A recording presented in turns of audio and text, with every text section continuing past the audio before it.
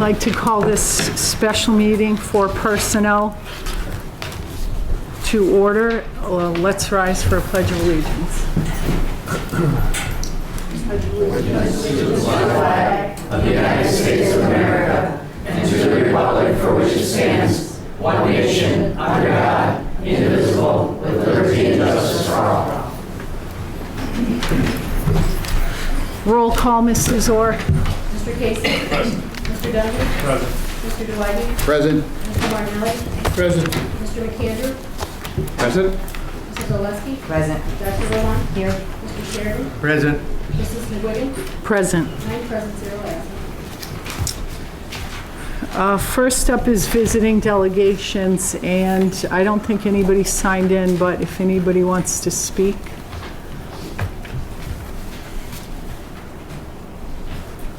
Seeing no one standing up or hands raised, we'll move to the agenda. 10J1, Director Martinelli. Members of the Board of School Directors, City of Scranton. The Personnel Committee presents the following resolution for your consideration.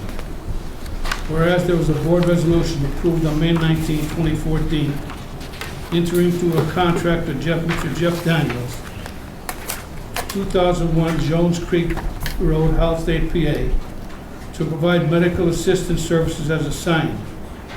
The contract was set at $38,000 for 1 year, for a 1 year period.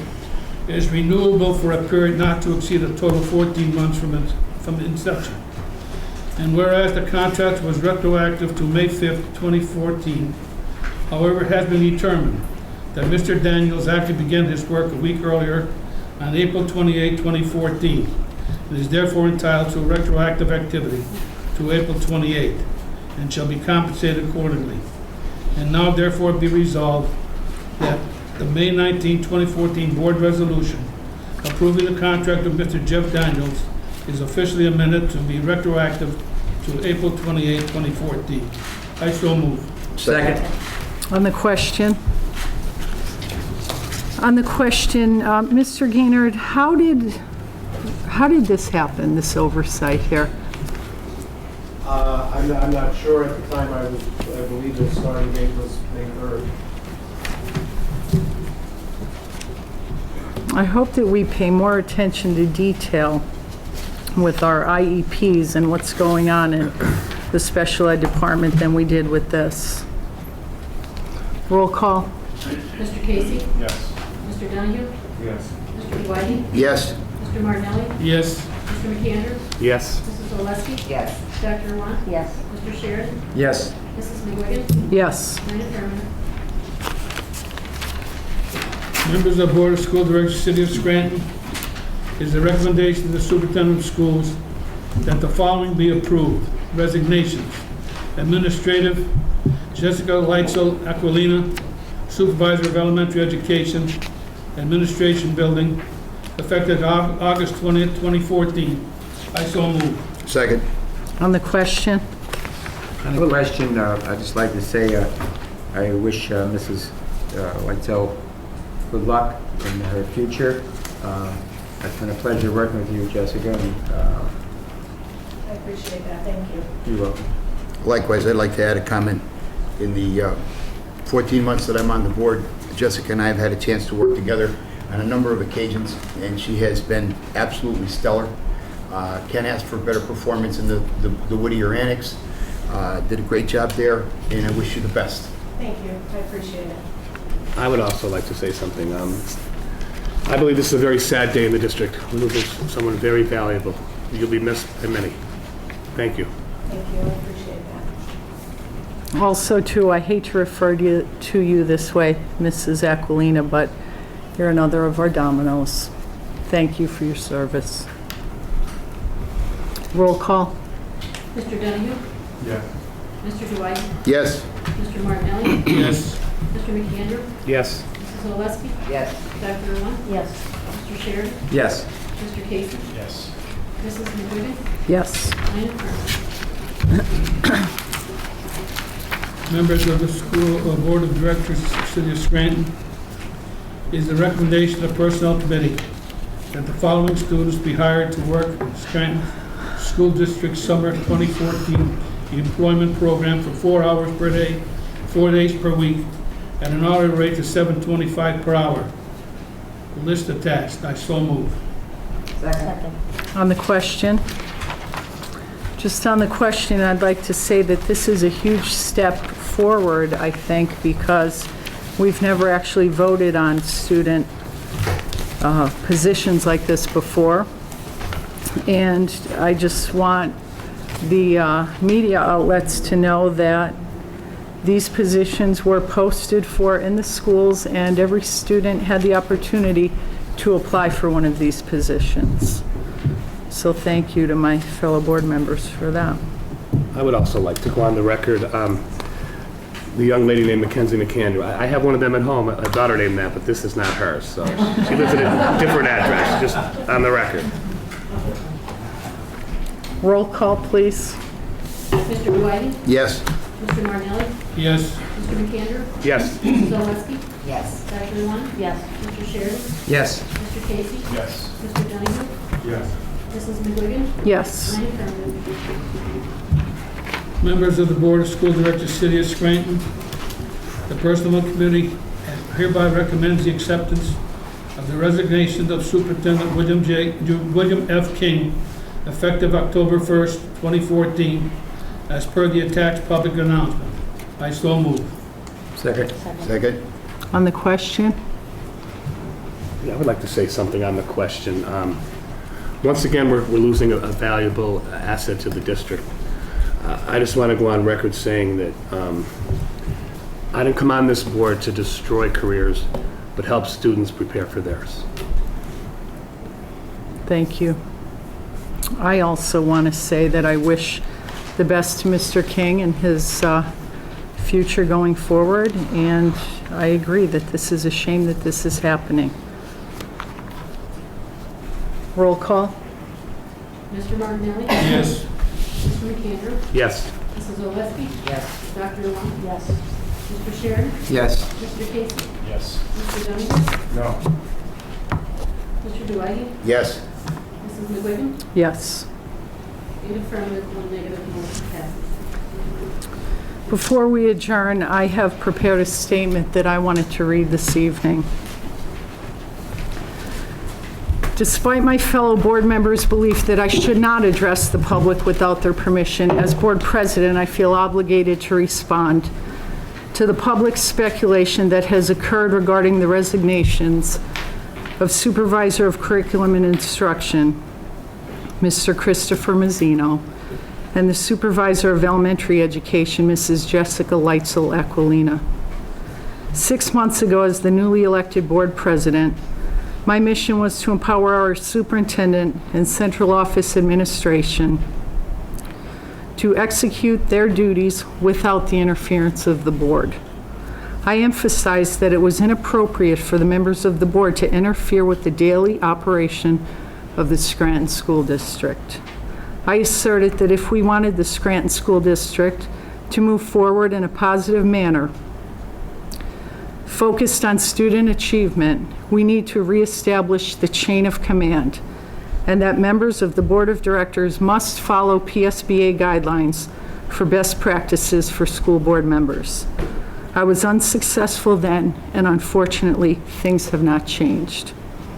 Certain members of this board and the district solicitor continue to engage in destructive practices, which include unnecessary discussions with the union president, unilateral decision-making outside of board meetings, and disregard for district policy.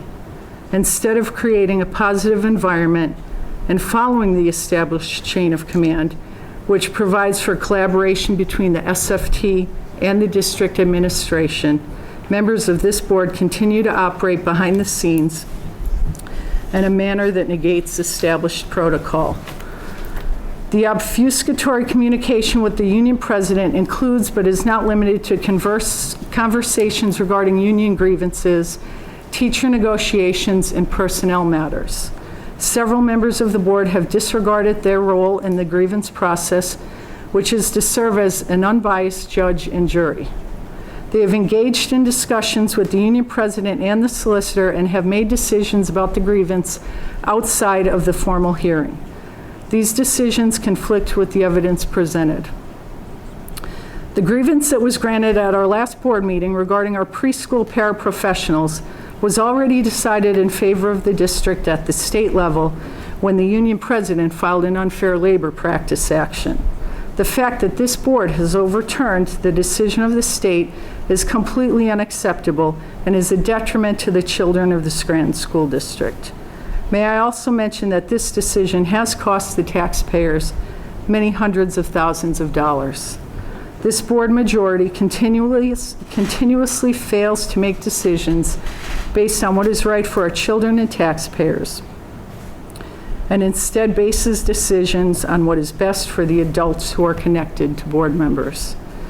Interference in the daily operation of the district by certain board members has become common practice. Some board members are in constant communication with the superintendent and central office administration, meddling in the day-to-day operations of the school district. They actually believe that it is a part of their role. It is not. For example, Director Dwahi's unrelenting focus on putting outdated textbooks into the hands of our students. Director Dwahi pressured the principals and supervisors to order nearly $200,000 in textbooks, going so far as to say, quote, "heads will roll if the books are not ordered." He insisted these books be ordered despite the fact that the teachers and administrators have repeatedly stated that they do not want, do not need, and will not use these textbooks. I've served on the Board of Education for almost 11 years, having been elected to this position, not appointed. We have always had a process in place for hiring of professional employees. Suddenly, we are creating positions and salaries and appointing professional employees outside of this process. We have hired a director for the alternative ed program for $85,000 per year, and he does not hold Pennsylvania administrative certification.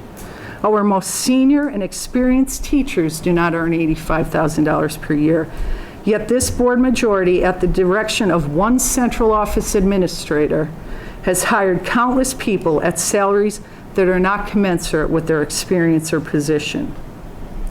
Some members only abide by policy when it suits them. For example, the Scranton School District's anti-nepotism policy was disregarded when Director Rowan voted in favor of hiring her first cousin as a clerk in the Scranton School District. She failed to abstain from the vote or reveal the relationship prior to the vote. Director Dwahi developed an administrative hiring policy for central office and building principal vacancies, and then failed to uphold it when the new supervisor of secondary education was hired. This newly hired supervisor, who demanded a salary that is $7,000 higher than the salary for the position, does not meet the minimum requirements as defined by Director Dwahi's policy. These are but a few examples of the behavior of some members of this board.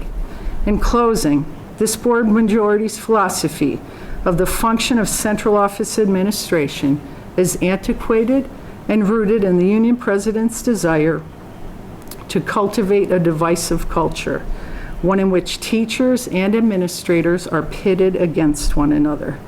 We cannot be successful if this continues.